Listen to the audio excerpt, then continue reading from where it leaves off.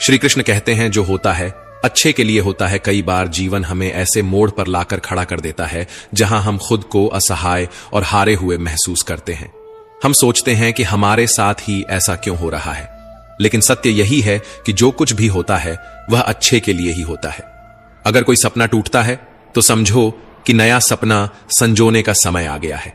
अगर कोई रिश्ता छूटता है तो समझो कि नए और सच्चे रिश्ते की जगह बन रही है। अगर कोई अवसर हाथ से निकलता है तो यह संकेत है कि उससे भी बेहतर अवसर तुम्हारी प्रतीक्षा कर रहा है। श्री कृष्ण कहते हैं, हे पार्थ, जो हुआ वह अच्छे के लिए हुआ, जो हो रहा है वह भी अच्छे के लिए हो रहा है, और जो होगा वह भी अच्छे के लिए ही होगा। हर परिस्थिति में छुपा संदेश समझो।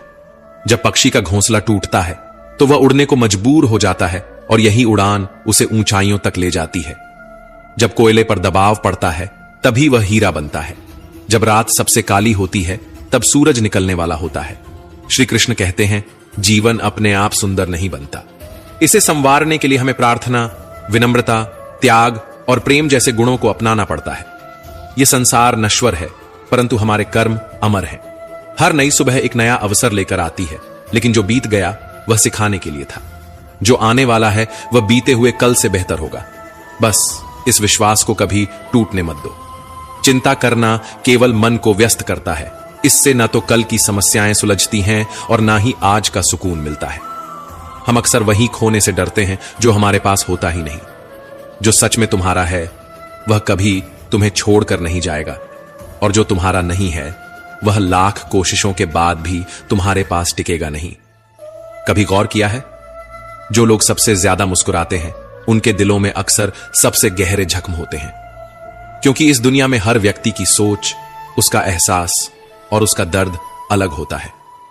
आंखें सबकी एक जैसी होती हैं, लेकिन देखने का नजरिया सबका अलग होता है।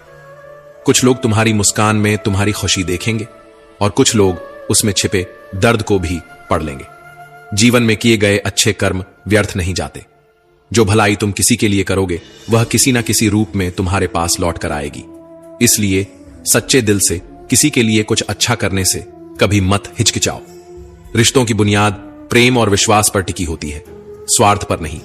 कभी कभी जिंदगी हमें ठोकर देती है और वह ठोकर दर्द भी देती है, पर याद रखना, अगर तुम संभल गए तो यही ठोकर तुम्हें और मजबूत बनाएगी। गिरना कोई हार नहीं, हार तो तब होती है जब तुम उठने से इनकार कर दो। मैं खुद भी इस बात पर गर्व करता हूं कि मैं ठोकर खाकर गिरा था, पर किसी की नजरों से नहीं।